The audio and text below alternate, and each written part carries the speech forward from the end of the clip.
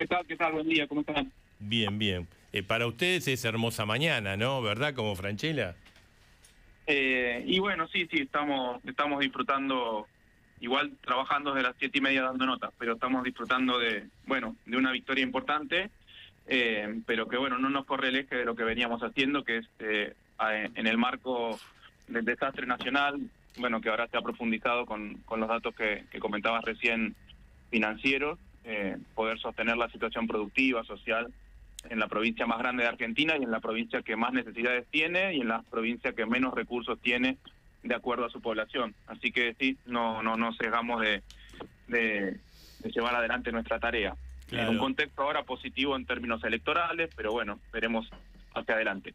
Ahora, el gobierno lo va a acusar a ustedes por el triunfo de ustedes de este hecatombe financiera.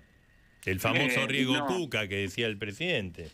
y me parece que el riesgo es el riesgo Jabo, el riesgo Milei. Lo que está pasando, me parece que los mercados se terminaron de dar cuenta sobre la insostenibilidad de un modelo económico que atenta contra la producción, que facilita las importaciones y el endeudamiento sin ningún objetivo de desarrollo. Me parece que los mercados se dan cuenta y obviamente cuando hay una derrota electoral tan fuerte por parte del gobierno nacional, eso tiene un impacto, como se suele decir, en los mercados. Pero no Claro. es un problema nuestro, es un problema del desastre que está haciendo el gobierno nacional. ¿Por qué ganaron ustedes? ¿Qué piensa que manifestó esa votación tan masiva a favor de ustedes? ¿Qué mensaje político tiene? Mira, yo siempre creo que las elecciones de medio término, más allá de que se eligen legisladores, diputados, senadores, concejales, consejeros escolares, no dejan de ser un plebiscito. Y en este caso fueron un doble plebiscito. Un plebiscito a lo que está haciendo el gobierno nacional y un plebiscito a lo que está haciendo el gobierno provincial. En ese sentido, me parece que el pueblo de la provincia de Buenos Aires ha repudiado muy fuertemente el contenido de las políticas que está llevando adelante el gobierno nacional, sobre todo siendo una provincia, la principal provincia productiva de la Argentina. Esto ha generado, muchísima desazón en nuestra población, eso lo vemos cuando recorremos, locales comerciales cerrados, fábricas cerradas, una cantidad importante de despidos, la gente no llega a fin de mes, etcétera, y tampoco creo que le gustan las formas de este gobierno nacional al pueblo bonaerense.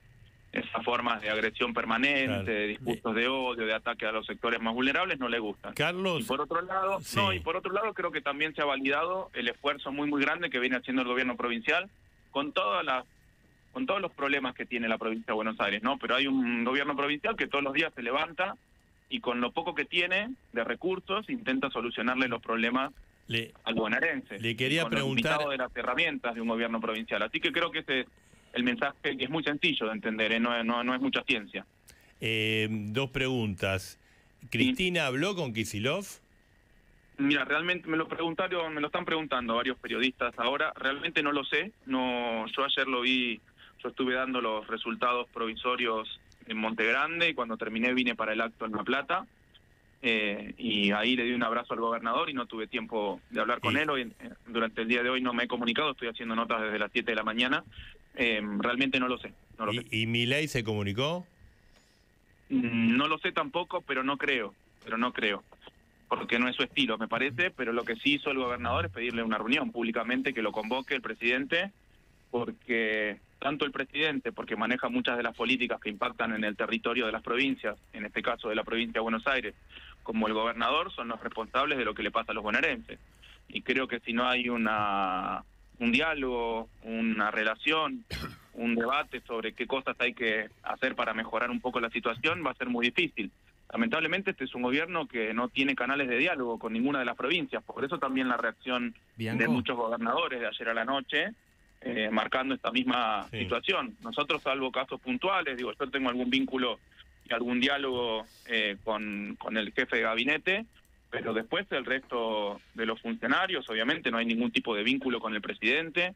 El gobernador solamente lo ha visto 2 veces al presidente, aquella primera vez cuando fue el desastre de Bahía Blanca, en que el presidente le dijo a los bahienses que se reúnen como puedan, y después a una reunión que llamó, recuerdo que al principio de su mandato, no sé si fue en enero de 2024, a los gobernadores, una Sí. reunión muy mala, y después nunca más lo Bien. volvió a convocar al gobernador. O sea que es muy difícil gobernar con un presidente ausente. Bianco, ¿cómo está? Buen día. Bruno Yacono lo saluda. ¿Qué tal? ¿Qué tal? ¿Qué tal? ¿Cómo estás? Voy a aprovechar la pregunta que le hizo Marcelo y la voy a traer a Cristina Kirchner en mi pregunta. A ver, esta victoria de ayer, ¿lo revitaliza Axel de cara a la interna? Porque, a ver, justamente era Cristina o buena parte del kirchnerismo duro quien cuestionó en los últimos meses la idea de desdoblar las elecciones, y los resultados de ayer lo que marcan es que, por supuesto, con el diario del lunes, esa decisión a priori no fue tan mala. ¿Cómo queda Axel de cara a la interna ahora? Mira, yo creo que la victoria de ayer fue una victoria del conjunto de la fuerza política, de nuestra fuerza política. Hemos tenido debates, discusiones, diferencias. Yo no le veo un problema a eso. Para mí el debate interno no es algo negativo, sino algo positivo. Obviamente siempre que se haga con respeto y con argumentos. La decisión que tomó el gobernador de desdoblar fue una decisión muy pensada, muy evaluada, analizando cuál podría ser el impacto político y electoral de esa decisión, pero sobre todo, y lo dijimos desde un primer momento, era imposible que se hagan las elecciones en la provincia de Buenos Aires como era la otra alternativa, ¿no? De manera concurrente, que era hacer para 14 millones de votantes una elección con 2 urnas, con 2 sistemas electorales distintos, con 2 espacios de votación distintos que implicaban esos 2 sistemas, con 2 boletas distintas. La gente no iba a entender nada. Iban a hacer colas interminables porque obviamente no da el tiempo físico como para que se vote, que se hagan 2 elecciones en el mismo momento, en el mismo día, en la misma hora, en la misma escuela, y esa fue la principal razón operativa por las cuales no se hicieron de esa forma. Y por el contrario, hicimos la elección por primera vez en la provincia de Buenos Aires, la hizo el gobierno de la provincia de Buenos Aires, con la Junta Electoral de la provincia de Buenos Aires, con la policía de la provincia de Buenos Aires. La hicimos de la manera tradicional, con la boleta tradicional, con el sistema tradicional. Una elección impecable, una elección impecable. No hay un solo dato negativo de toda la elección. Obviamente algunas demoras por la mañana para la apertura de algunas mesas, como pasa siempre, pero irreprochable, impecable. O sea que desde ese punto de vista me parece que la decisión fue más que positiva. Bianco, sí, claro. Rodrigo Alegre, soy buen día. Ahí hubo en el análisis de hoy, aparece por lo menos algunas secciones electorales donde históricamente fue muy fuerte la oposición, digamos, quizás de extracción radical. Me estoy hablando de las secciones electorales que están más vinculados al mundo agropecuario y donde en algunas de ellas hace más de 20 años que no se obtenía un triunfo.